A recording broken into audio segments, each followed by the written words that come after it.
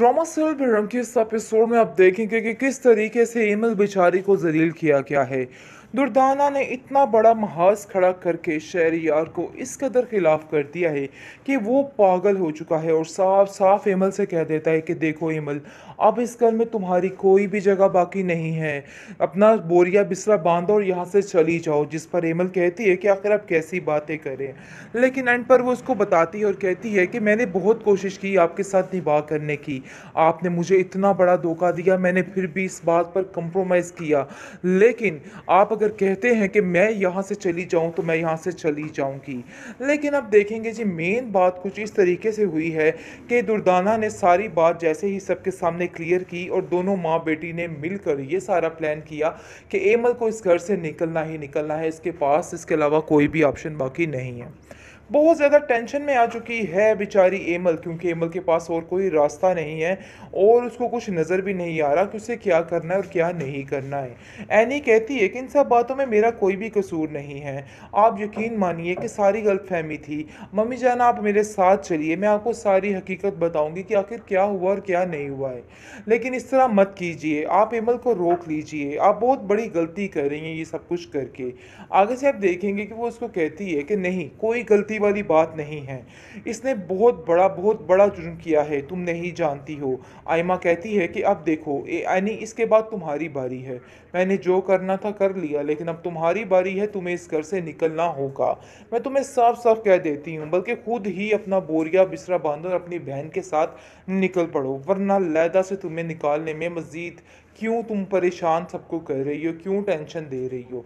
आगे से वो कहती है तुम फिक्र मत करो, वो इस घर में दोबारा वापस आएगी और उसको घर से कोई भी नहीं निकाल सकता है। ये बातें तुम अपने ख्वाबों ख्याल से निकाल दो कि ये लड़की ऐसा कैसे कर सकती है। लेकिन अब देखेंगे कि उसके घर वाले इस बात को सुन के शॉक हो चुके हैं और कहते हैं नहीं, आखिर तुम क्या कह रही हो, मुझे तो कुछ समझ नहीं आ रही, सारी मेरी बच्ची की खुशियों को नज़र लग चुकी है, तुमने ये बात पहले क्यों नहीं की है, इन सब बातों में तुम्हारा कसूर है। जिसको सुनकर वो कहती है कि मैं डर गई थी कि अगर ऐसा ना हो कि शहरियार भाई को अगर इस बात का इल्म हो गया तो वो इस लड़की से दूर हो सकते हैं और एमएल की ज़िंदगी में जो खुशियाँ लौटी हैं वो सारी खुशियाँ ख़त्म हो सकती है। लेकिन फाकरा बहुत ही गुस्से में आ चुकी है, शदीद तरीन किस्म का उसको गुस्सा आ गया और वो समझ चुकी है कि नहीं जी, मामला ख़राब है और अब ये मामला ज़्यादा देर तक नहीं चलने वाला। और कहती है शहरियार, ज़रा जल्दी से घर आओ, मुझे तुमसे ज़रूरी बात करनी है। जिस पर वो कहते हैं कि आखिर मम्मी कोई खैरियत है, आप इतनी परेशानी में घबराई हुई क्यों हैं। जिस पर वो कहती हैं कि आपकी जो बीवी है ना उसको ज़रा ध्यान से लेके आना, क्योंकि वो बहुत ज़्यादा कमज़ोर है और वैसे भी उसे इस हालत में ज़रा आराम की ज़रूरत है और मैं चाहती हूँ कि बड़ी तसल्ली के साथ उसको घर लेके आ जाए। जिस पर आप देखेंगे कि इमल कहती है कि इस तरह की बातें क्यों कर रहे हैं, मुझे तो कुछ समझ नहीं आ रही है, आखिर इन सब बातों में मेरा क्या कसूर है, मैंने तो ऐसा वैसा कुछ भी नहीं किया है। यानी कि जो कुछ भी हुआ है वो एनी की वजह से हुआ है। आगे से एनी कहती है कि मेरा कोई भी गलत मकसद नहीं था, यकीन मानो मैं तुम्हारा भला चाहती थी और इस वजह से ही मैं सब कुछ करना चाहती थी।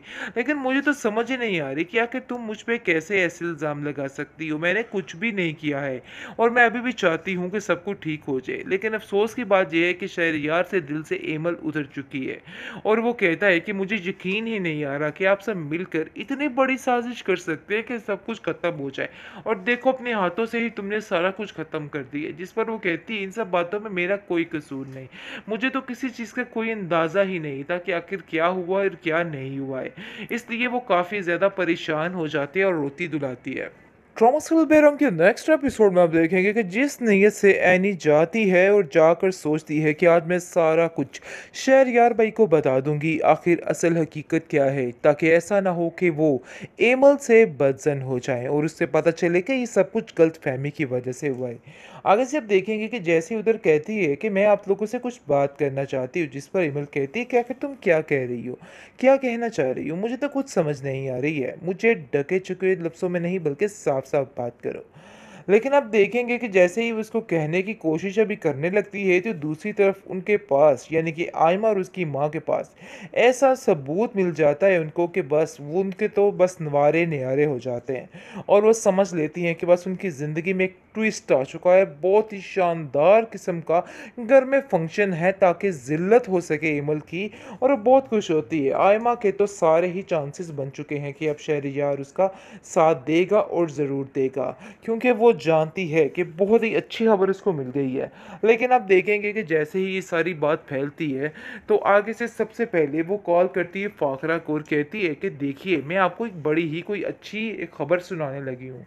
आगे से वो कहती है क्या? कहती है कि आपकी बहू की सारी हकीकत जो कि झूठ समझकर आप सच समझकर मान रही हैं और समझ रही हैं कि वाक़ई में वो सच है। देखिए, ऐसा कुछ भी नहीं है। आगे से एम्मा कहती है कि आप जिस एमल पे इतना यकीन कर रही थी, आज मैं आपको उसकी कहानी बताती हूँ। वो लड़की बिल्कुल भी उम्मीद से नहीं, आप लोग बहुत गलत समझ रहे थे, ऐसा कुछ भी नहीं था। सिर्फ़ और सिर्फ़ धोखा था और कुछ भी नहीं। उसने आपसे झूठ बोला था ताकि मैं शहरयार से दूर हो सकूँ। इसके अलावा उसका कोई भी मकसद नहीं था। पता नहीं क्यों आप लोग उसकी बात पे यकीन कर रहे थे और मेरी बात का यकीन नहीं कर रहे थे। लेकिन देखिए, कितना बड़ा धोखा किया इस लड़की ने हमारे साथ, मुझे तो कुछ समझ नहीं आ रही है कि ये लड़की ऐसा कैसे कर सकती है। लेकिन अब देखेंगे कि उसके घर वाले इस बात को सुन के शॉक हो चुके हैं और कहते हैं, नहीं आखिर तुम क्या कह रही हो? मुझे तो कुछ समझ नहीं आ रही। सारी मेरी बच्ची की खुशियों को नज़र लग चुकी है।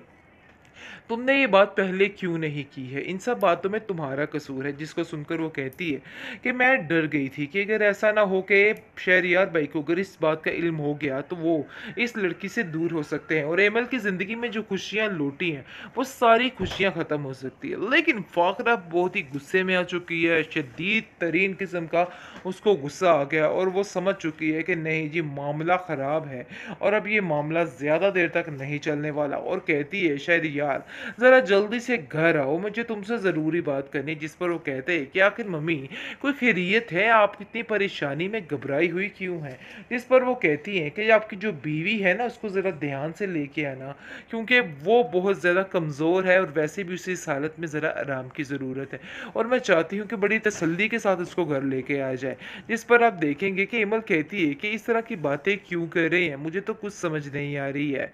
आखिर इन सब बातों में मेरा क्या कसूर है? मैंने तो ऐसा वैसा कुछ भी नहीं किया है। यानी कि जो कुछ भी हुआ है वो एनी की वजह से हुआ है। आगे से एनी कहती है कि मेरा कोई भी गलत मकसद नहीं था। यकीन मानो, मैं तुम्हारा भला चाहती थी और इस वजह से ही मैं सब कुछ करना चाहती थी। लेकिन मुझे तो समझ ही नहीं आ रही कि आखिर तुम मुझ पे कैसे ऐसे इल्ज़ाम लगा सकती हो? मैंने कुछ भी नहीं किया है और मैं अभी भी चाहती हूँ कि सब कुछ ठीक हो जाए। लेकिन अफ़सोस की बात ये है कि शहरयार से दिल से एमल उतर चुकी है और वो कहता है कि मुझे यकीन ही नहीं आ रहा कि आप सब मिलकर इतनी बड़ी साजिश कर सकते हैं कि सब कुछ ख़त्म हो जाए, और देखो अपने हाथों से ही तुमने सारा कुछ ख़त्म कर दिया। जिस पर वो कहती है, इन सब बातों में मेरा कोई कसूर नहीं, मुझे तो किसी चीज़ का कोई अंदाज़ा ही नहीं था कि आखिर क्या हुआ और क्या नहीं हुआ है। इसलिए वो काफ़ी ज़्यादा परेशान हो जाती है और रोती-धुलाती है।